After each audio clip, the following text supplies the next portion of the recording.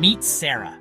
She's a single mom, and like so many parents out there, she's doing everything she can to keep her family afloat.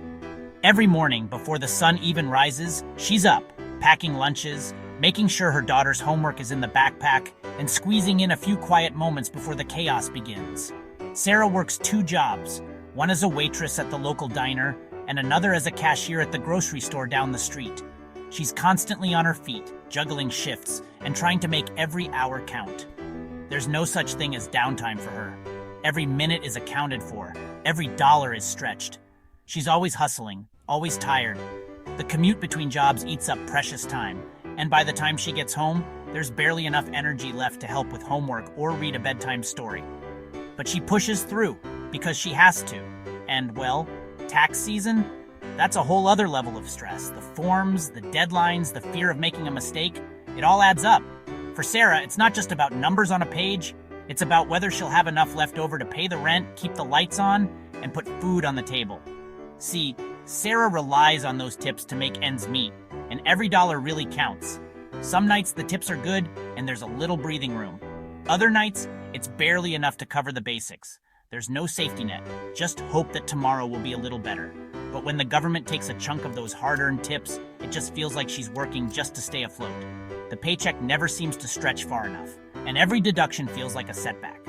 It's a constant balancing act, trying to cover today's needs while worrying about tomorrow's bills. And honestly, forget about a vacation. That's a luxury for folks who aren't living paycheck to paycheck. For Sarah, even small treats, a movie night, a new pair of shoes for her daughter, require careful planning and sacrifice. The idea of taking a break, of getting away, feels like a distant dream. But you know, Sarah's story isn't unique. She's one of millions, people who work hard, do everything right, and still find themselves struggling to get by. They're the backbone of our communities, yet they're often overlooked and underappreciated. Millions of working-class Americans are feeling the squeeze. They're working longer hours, taking on extra jobs, and still struggling to keep up with the rising cost of living. The safety nets that once offered support are stretched thin, and the pressure just keeps building. Wages are stagnant, costs are rising, and the tax burden feels heavier than ever. For families like Sarah's, something's gotta give. The question is, how much longer can they keep holding on? Enter the promise of tax cuts. It's a phrase that gets tossed around every election season, and for good reason. The idea of paying less to Uncle Sam is music to just about everyone's ears, especially when the cost of living keeps climbing and every dollar counts. For families juggling bills, workers watching their paychecks shrink after taxes, and anyone who's ever felt the sting of a surprise expense, the thought of a little extra breathing room is downright irresistible. Politicians love to talk about putting more money back in your pocket. It's a crowd pleaser, a guaranteed applause line at rallies and town halls. Whether it's a local candidate or a national figure, you'll hear promises about tax relief, about making life more affordable, about helping the little guy get ahead. It's a message that resonates, because who wouldn't want to keep more of what they earn? And hey, who doesn't love the sound of that? Imagine a world where your paycheck stretches further, where you can treat your family to a nice dinner out, or finally buy that new appliance without worrying about the tax man taking a big bite. It's the kind of promise that sparks hope, and maybe even a little daydreaming about what you'd do with the extra cash. One proposal making the rounds is all about cutting taxes for working folks. It's not just about the wealthy or big corporations. This time, the focus is on everyday people. The folks who clock in early, stay late, and keep the country running. The ones who serve your coffee, fix your roads, care for your loved ones, and keep the shelves stocked. No income tax on your tips? Sign me up. Overtime pay tax-free? Where do I apply?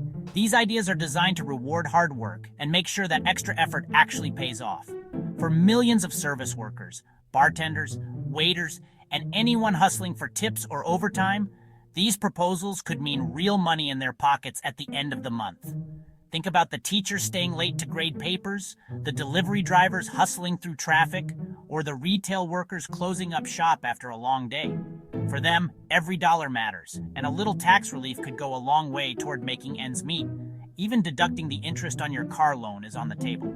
That's right, if you're making payments on a car to get to work, you could see some relief there too. It's a nod to the reality that for many Americans, a reliable car isn't a luxury, it's a necessity. and those monthly payments can really add up.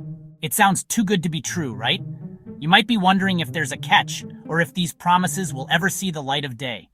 After all, we've all heard big talk before, only to see things stall out or get watered down in the end. Well, hold your horses, amigo. These are just proposals, not actual laws, yet. There's a long road from campaign promise to signed legislation and plenty of hurdles along the way. Committees, debates, amendments, and of course, the ever-present tug-of-war between political parties. Congress gets to decide whether these tax cut dreams become a reality. It's up to lawmakers to hash out the details, negotiate the fine print, and ultimately cast their votes. And as anyone who's watched the news lately knows, that process can be anything but smooth. And that's where things get complicated. Tax policy isn't just about numbers on a page. It's about trade-offs, priorities, and sometimes tough choices. For every dollar cut from taxes, there's a question about how to pay for it, or what programs might get less funding as a result. Remember those tax cuts from back in 2017? They were billed as a big win for the middle class, and for a while many people did see a little extra in their paychecks. But here's the thing, those cuts weren't permanent. Yeah, those are set to expire soon. The clock is ticking, and unless something changes, the tax code is about to snap back to what it was before. That means higher rates for a lot of families and less money to cover the basics. Unless Congress acts fast, millions of working-class Americans could get hit with a tax hike come 2026. That's not just a line in a budget. It's real dollars out of real people's pockets. For some, it could mean the difference between saving for the future and just scraping by. That's right, folks, higher taxes. It's the kind of news that can make anyone's stomach drop, especially if you're already feeling squeezed by rising prices and stagnant wages. The expiration of those cuts isn't just a political issue. It's a kitchen table issue, one that affects families in every corner of the country. Just what you wanted to hear, right? But here's the bottom line. While politicians debate and deadlines loom, it's everyday Americans who are left waiting and wondering what their financial future will look like. So, as the tax cut dreams swirl and the expiration nightmares creep closer, all eyes are on Congress to see what happens next. So, who's for these tax cuts and who's against them? It's a question that sparks heated debates in living rooms, workplaces, and city halls across the country.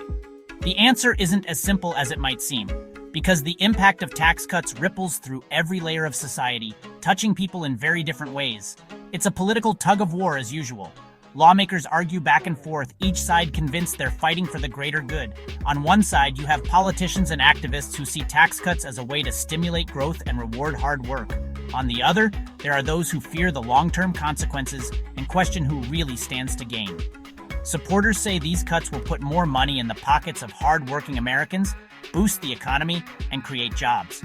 They point to small business owners who can invest more in their companies, families who can finally breathe a little easier at the end of the month, and workers who might see a bump in their paychecks. They argue that it's about time the little guy got a break. For years, they say, ordinary folks have been carrying the weight of taxes, while big institutions get all the perks.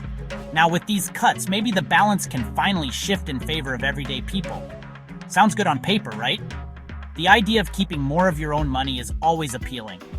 Who wouldn't want a little extra cash to save, spend, or invest in their future? For many, the promise of tax relief feels like a long overdue reward for their hard work and perseverance. But hold on a minute. Critics ain't buying it. They see things differently, and they're not shy about voicing their concerns. For them, the story behind these tax cuts is a lot more complicated and a lot less rosy. They say these tax cuts are just another handout to the wealthy and corporations, a way for the rich to get richer while everyone else is left behind. They point to CEOs and shareholders who stand to gain the most, while the average worker sees only a small change, if any at all. Meanwhile, working-class families get left holding the bag. For them, the promise of prosperity feels hollow when the reality is rising costs, stagnant wages, and uncertainty about the future. They worry that the benefits of these cuts will never reach their pockets. They worry about cuts to essential government services like education and healthcare, services that millions rely on every day. If tax revenues drop, what happens to the schools, hospitals, and safety nets that keep communities strong? Which could end up hurting the very people these cuts are supposed to help. The fear is that, in the end, The most vulnerable, children, seniors, and struggling families, will pay the price for someone else's windfall. And let's be honest, folks, when have trickle-down economics ever actually trickled down? It's a debate as old as the policy itself, and the answer depends on who you ask. But one thing's for sure, when it comes to tax cuts, the question of who benefits is never as simple as it seems.